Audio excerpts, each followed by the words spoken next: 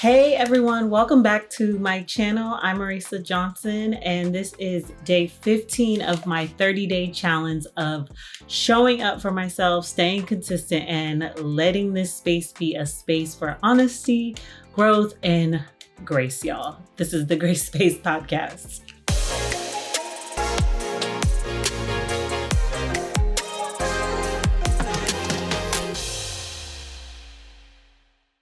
Today, I want to talk about something that hasn't always felt good, but it's definitely necessary in this space of my life, and that is saying no. If I'm being honest, saying no has been a very difficult and uncomfortable thing for me as I've grown, especially as a woman, a mom, a wife, someone who juggles multiple roles in her everyday. I feel like saying yes came from more of like an obligation, guilt, fear of disappointing people, fear of missing out, fear of just like losing. And honestly, sometimes just to avoid conflict, like I might as well just do it instead of, getting into an argument. But that yes was always coming from the expense of giving something up of myself, my peace, my time, boundaries. And that doesn't always necessarily feel good, especially when, you're in the space of trying to grow, when you already feel like you're spread thin, if you feel like you just don't have anything to give. Saying yes could be more of a burden than truly authentically wanting to help or do something for someone, which I always feel like you should not do out of that space in your life. Saying no could be hard. You worry what people think of you. You wonder if you're being harsh, but the question is,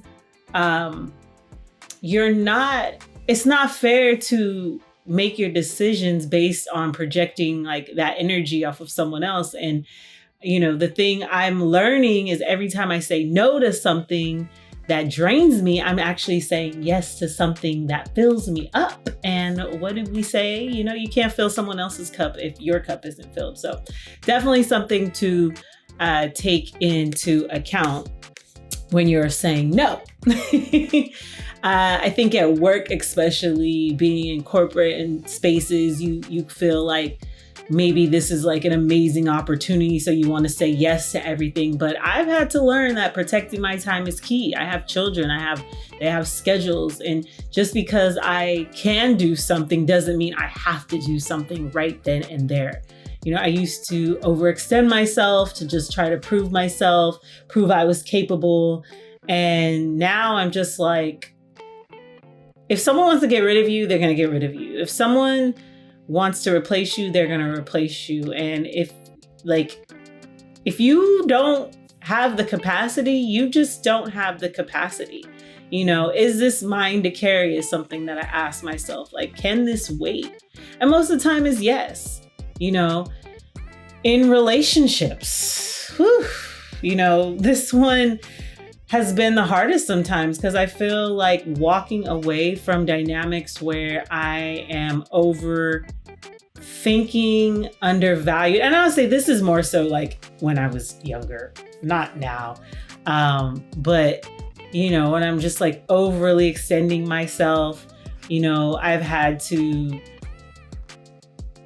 if someone's not emotionally available for me, and I'm just continually being available for them, like making those decisions to walk away and say no, I don't deal with that as much anymore. But I can imagine, in them streets, it could be like that, giving to someone who isn't necessarily giving to you and having to really look at yourself like, you know what? No, I'm not doing this anymore. In motherhood, right? With my kids, I've had to say no. Birthday parties. I don't want to go to birthday parties every weekend. So sometimes I have to say no.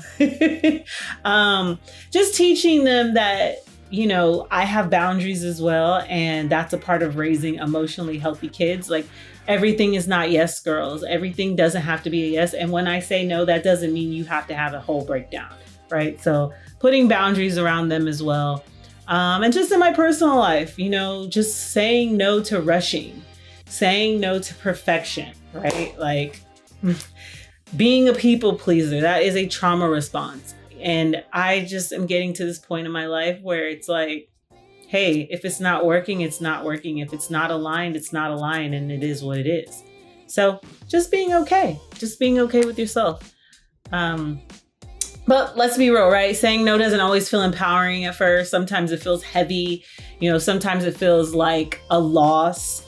But what I'm learning is that boundaries are the highest form of self-respect. And the more I honor myself, the more I teach others how to honor me, how to respect me, how to show up when they're in my presence.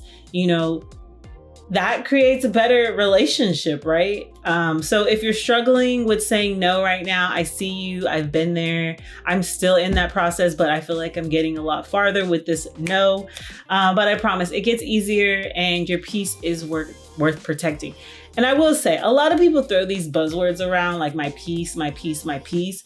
I'm not saying in a way where you need to be alone, where you need to, isolate yourself. It's like, how do you just show up in environments as yourself and in a place where you want to be reciprocated, you want people to want to be around you, want to like you. Everyone wants to be liked, but where you feel like it's mutual, where you feel like I'm giving what I'm getting, but where you don't have to overthink as well. As you grow and heal, I'm learning that not everybody wants to do that. And so you can make people uncomfortable by your ideas of what it looks like to progress in your life. So that's just my nugget for today. That's my check-in for day 15. I'm learning that no is a full sentence. I don't have to explain myself after no, and I don't owe anyone else any explanation when it comes to protecting this peace. And if you needed that reminder today, your boundaries are valid. You don't have, to earn your rest. Resting is a gift.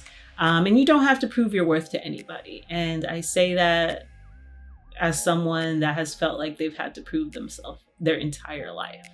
You can say no and still be very kind and loving and whole. So that's it for me today. This is The Grace Space, a space for healing, growth, and alignment. You are capable, you are worthy, you are already enough. Keep going, and I will see you tomorrow.